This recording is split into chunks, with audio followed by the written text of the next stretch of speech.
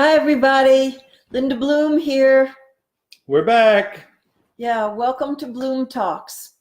We're so glad to be with you today to talk about an issue that we find is quite prevalent with couples when they move through the infatuation stage and they're not in discovery about who each other are. They sometimes get a little complacent about taking care of the relationship and really carving out time from their busy schedules to be together. We've found it occurring with so many of the couples that we've worked with over many years that we decided that we were going to find a name for the syndrome. And so we decided to call it IDD, not ADD, IDD, which stands for Intimacy Deficiency Disorder.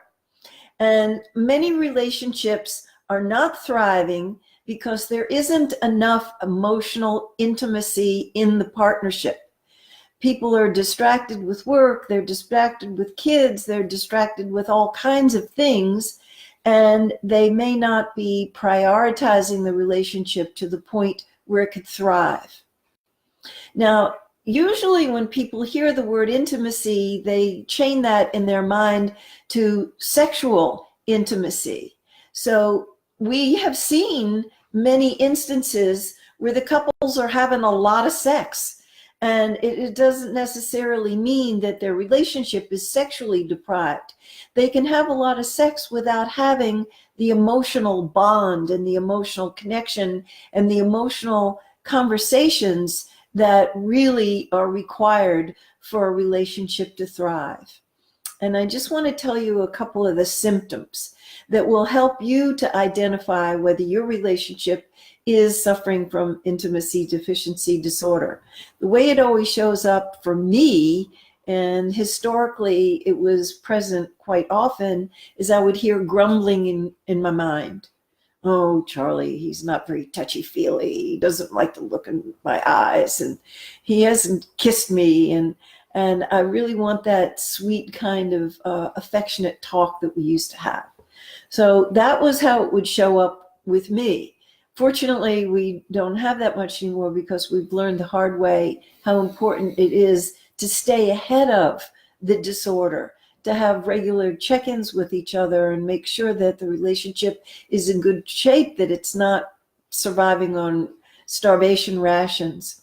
But it can show up in many different ways. Sometimes just it's malaise. Oh, is this all there is?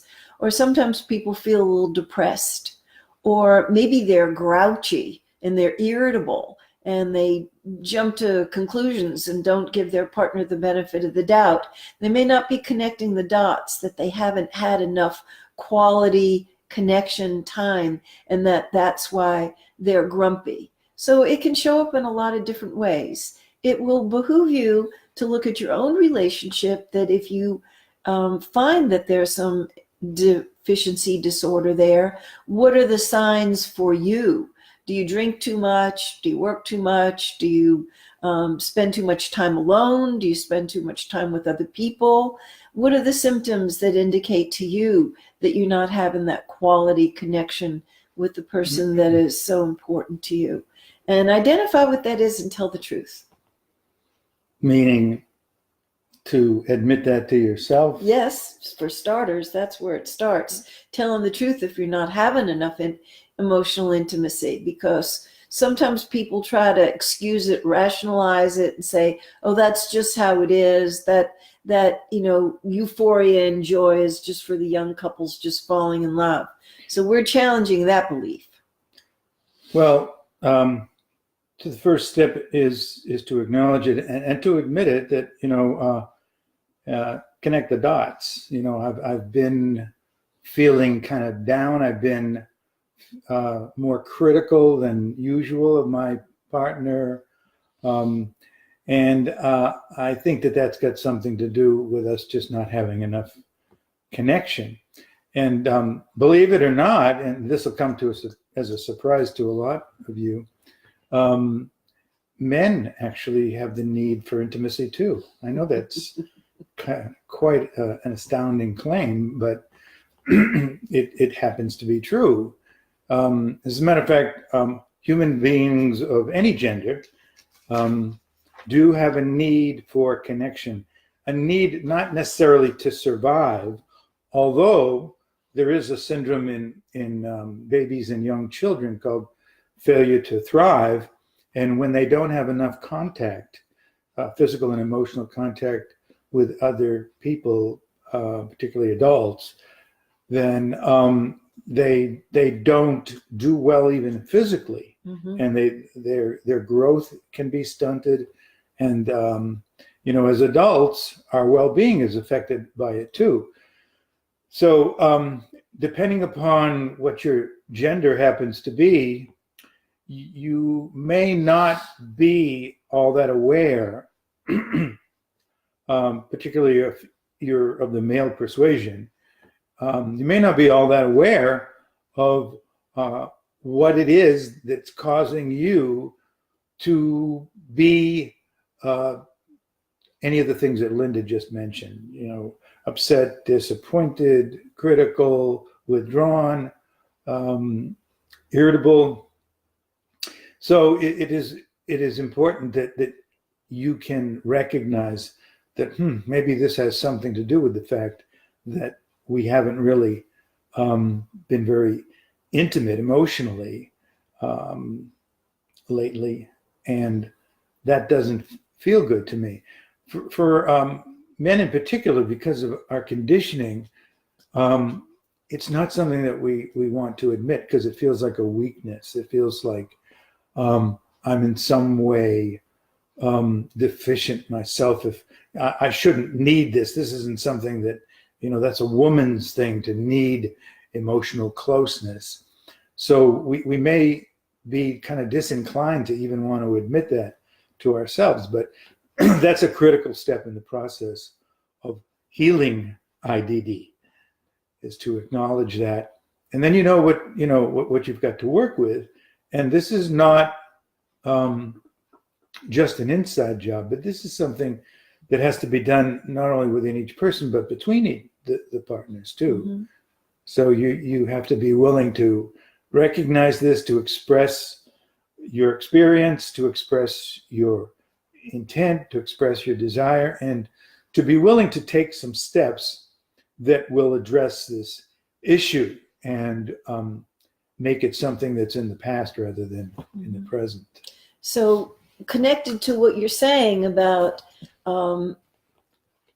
getting in touch with, wanting to have more emotional intimacy is essential as a first step, but also acknowledging why you might not have been making this part of your relationship as a priority. Right. So you're talking about, particularly men think they're supposed to be so independent. Sometimes women think they're supposed to be self-reliant too, and that there's something pathological or codependent about wanting to have it. Men can have their reasons. And, when we say men and women, obviously we're not speaking of every man and woman. No, there's so many exceptions to the rules. Right. Certain tendencies that men may be more inclined to experience than women, and vice versa.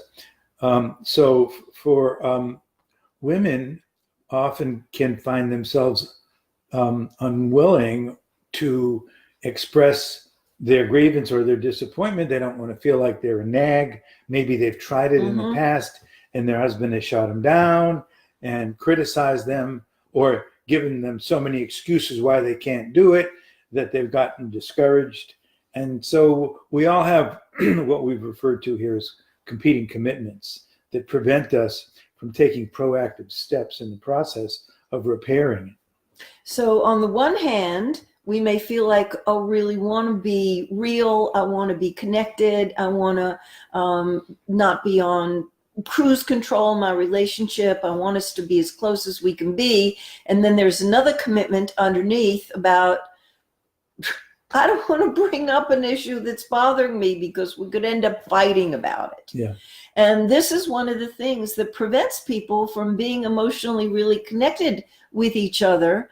And so if that is true for you, that there's some important things that are laying around incomplete because you don't want to bring them up for fear that they're going to, make a mess, that's going to be more trouble than it's worth, or whatever it is that you may be telling yourself, to rationalize keeping it concealed, we want to challenge that belief, because intimacy deficiency disorder can really take a terrible toll on a person's well-being as an individual, and it can erode away the substrate of well-being in the relationship.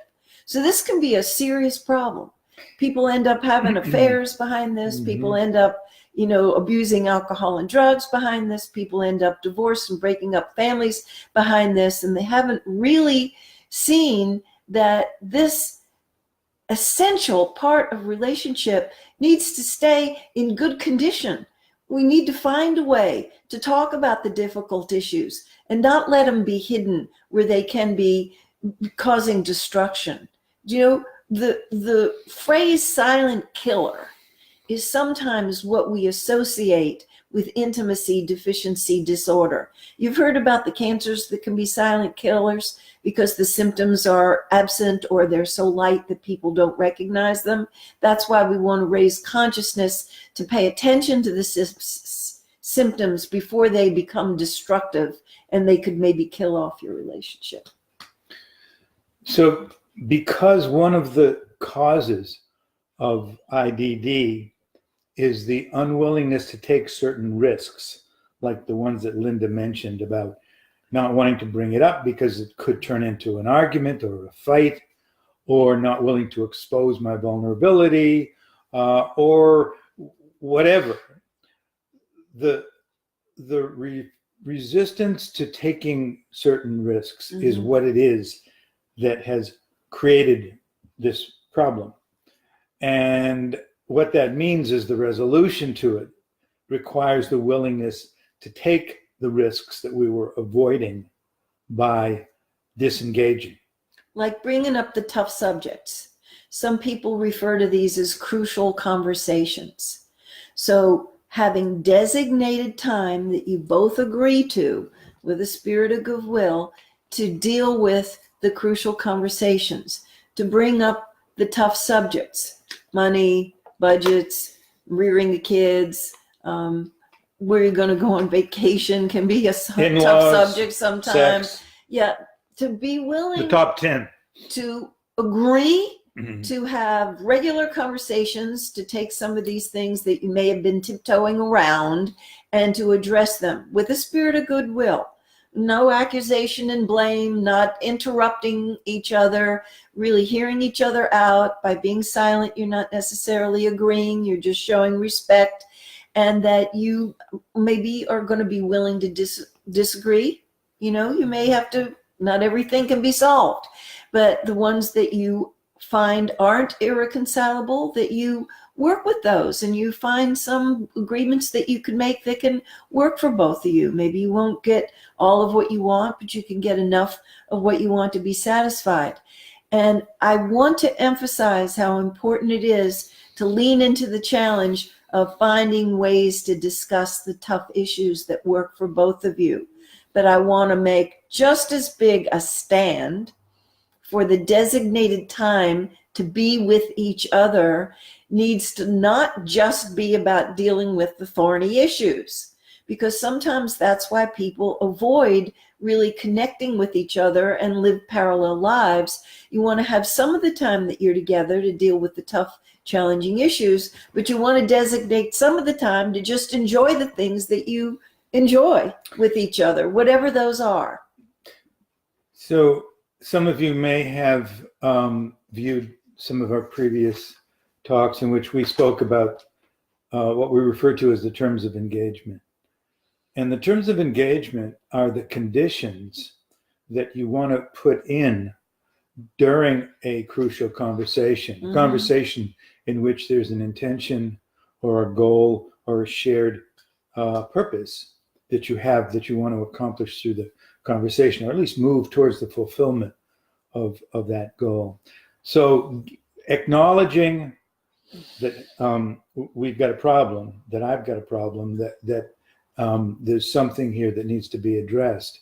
And then bringing it to your partner's attention are two really important steps.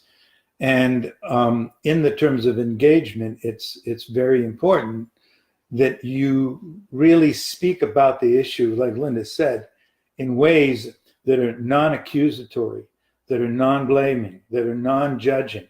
Very difficult to do sometimes when in your mind for days or weeks or years, you've been demonizing this person because, oh, they're too shut down, or they nag too much, or, you know, whatever it is that you've characterized them as being. You found them guilty of these crimes and these sins.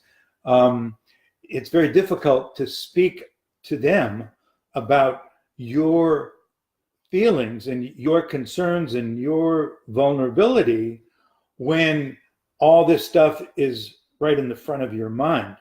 And that is a setup to alienate or put your partner on the defensive if you've been withholding these things for a long time. So it's really important that you go into the conversation with an intention to speak responsibly, to speak respectfully, to speak in ways that won't activate or are less likely to activate the other person's defensiveness. I mean, you know, you can do the best you can do, and they may get defensive despite your best efforts. But at least make those efforts, because if you trigger each other's defensiveness, then you will get into one of those cycles, and you'll just reinforce your resistance to why bother doing this. Things only get worse when we try to talk. But the bottom line here is that each one of us has some power to influence, not control. Big difference between influencing how and where this dialogue goes and controlling it. I would like to express some gratitude to you for making anything that is of concern to me welcome in our conversation. That we don't have no-fly zones, that there are no taboo subjects, that you're wise enough and smart enough and believe in this enlightened self-interest business that you know that if I'm unhappy, it's going to impinge upon you. It's going to drag down your level of happiness. And I'm so grateful that for decades, you've welcomed bringing any dissatisfaction or concerns or unhappiness that I have, particularly about this area, because our relationship wasn't as great many years ago when I was suffering with an intimacy deficiency disorder. And I will take responsibility for silencing myself and not really bringing it to your attention for a long time and suffering in silence. And when I did bring it to your attention, I was sometimes accusatory and you're cold and you're shut down and you don't love me. But I paid attention and I heard your feedback and I put the corrections in. And that's why we can have such an open dialogue about anything now. And I feel so connected to you, and I feel like it's the main reason I'm thriving in my life. Well, I feel like it's the main reason that we're still together.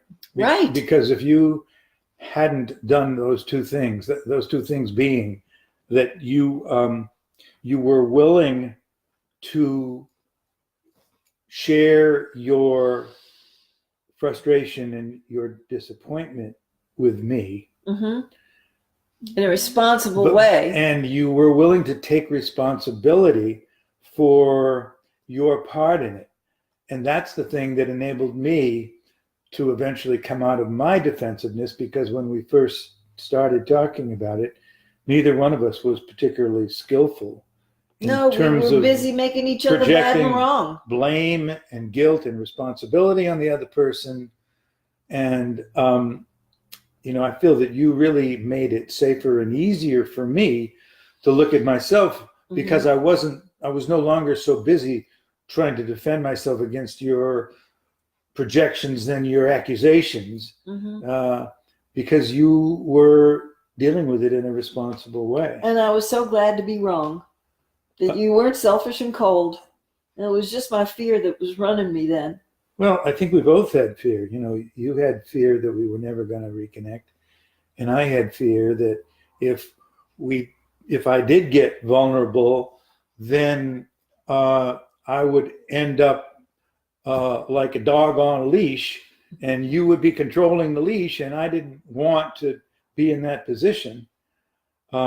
So when you demonstrated to me that you had no interest in that kind of control, you didn't want that kind of relationship, and the key word there is demonstrated. You didn't just say that, but you showed me that that's not what you wanted. Mm-hmm. And I know that that's not true for everybody. There are some couples, and one of them does want to be in control. And if that's the kind of a relationship that you want, where one person is subordinate to the other person's control, then you're probably going to have some pretty serious IDD going on, Mm-hmm. because it's really hard to be intimate with somebody who has power over you, because there's always fear on both parts. There's Yes. fear of the person without the power that they're going to be dominated, and there's fear of the person with the power that they're going to lose the power. And it's a tremendous burden with the person that carries that much power, because with that excessive amount of power is an excessive amount of responsibility. That's right. And it wears you out over time. Yeah. And I'm a firm believer that you can only have the best possible relationship when the power is shared well. When both people share the power and responsibility, I think that's hitting the jackpot. I'm also aware that some people are really in it for the control, and their fear is so great that they don't want to give up the control, and they'll do without the intimacy to be able to have the control. Yeah, that's right. I'm also very aware that not everybody wants to have a really honest, open relationship. They don't prize it and the highest. Maybe they have limiting beliefs that they don't deserve it, or it's unattainable, or that's only for the special few. And that's always a myth that I want to bust up. Do you know that we are very ordinary folks? We didn't come from very functional families, and we had a good work ethic. Do you know that we were interested in doing personal growth, and that we learned how to not have any subjects that were off limits? We learned how to lean into the challenge of debating and conversing the tough subjects. We learned how to make it a priority to always have fun and enjoyment on a regular basis. And we had to learn a lot of these things the hard way. Part of the thing that motivates me in doing these talks and teaching the workshops that we teach is to offer our before and after stories, and as an inspiration to people that they don't have to go through the tortures of the damned and the hell realms or walk over hot coals. You can learn this without going through a lot of pain. Pain's a great motivator, but there are other ways that you can learn to do this, and you can benefit from other people's experience. So keeping IDD is the wolf at the door, keeping that door shut to intimacy deficiency disorder requires that both people tell the truth about they want it. Usually there's one that wants it more. To be willing to designate the time to, on a regular basis, not 5 or 10 minutes sporadically, but an hour or two, do it on a regular basis. Take the incompletions off of the pile and deal with them, and be sure to factor in the fun factor. It's a really important factor. So it's easier to have fun together. It's more natural to have fun together, to relax and be at ease and just let your hair down and just enjoy each other's presence. Mm-hmm. When you have handled any incompletions that have been lingering in the background, or maybe even in the foreground. Dealing with them is the price that you pay to get to the fun factor. Yeah, exactly. And that's where the risk comes in, because, you know, most of us have got reason to expect that if we open up a difficult subject, that it is going to wind up with us making things worse rather than better. But when you really look at the possibility that maybe we've gotten into these patterns because we haven't each taken responsibility for communicating in a way that is going to put the other person's mistrust of the process to rest. Mm-hmm. And maybe we have been part of the problem because we've used the Y word, you. Mm-hmm. You need to do this. Mm-hmm. You never do this. You always do this. We've used the Y word instead of the I word, which is I and me. When we speak in terms of, I'm feeling sad, I'm missing you, I'm disappointed, I'm lonely. I'm lonely, I'm wanting more connection, and then taking responsibility for, and I know that I have had something to do with that. It's not just your fault. I see that, and then to use the W word, which is we. What I hope we can do is we can find our way back to each other, because I hate this cold distance that Mm-hmm. I feel has come into our relationship. I think we both deserve more than that. Mm-hmm. I think And let's go for the gold. I think that there's more than we each can do to make that happen, and I'm willing to do my part. And furthermore, I would really request that you let me know if there's anything that you see I could do that would promote this kind of connection more in our relationship. Mm-hmm. If that's something that you see I can do that would make a difference. I think that's great. I just want to note that this is a pretty big challenge for most couples. Most couples are willing to live with kind of a low-grade infection, do you know, that intimacy deficiency disorder can be. And we're up against our own resistance. We may be up against our partner's resistance. We may be at effect of learning deficits from our family of origin, that we didn't get to see a model of intimate relating and well-being, really connected parents as models. And then there's the overlay from the culture at large, which is not an intimacy oriented culture. In the United States, there's just a lot of emphasis on independence, more so than connection and emotional intimacy. So we've got a fair amount of areas that are sweeping us in the direction of living without the emotional connection that we need to thrive. And so don't think that it's just going to be a cakewalk to do this. For many of us, it's not so easy to do it. We have to be very determined, bring some warrior spirit, bring some intentionality and commitment, and invite our partner into it, appeal to them about, if you have a happy wife, you have a happy life. Do you know that if there's going to be changes that are going to be made that are going to lift us up into the thrive zone, we need to throw in with each other and really roll our sleeves up and get to work to do this. This is our happiness, our well-being, our health, our longevity, and all the good things that we want to have in life right here. Right here. This is what the happiest couples are doing. They don't suffer with intimacy deficiency disorder. They're thriving because they found a way to beat the disorder.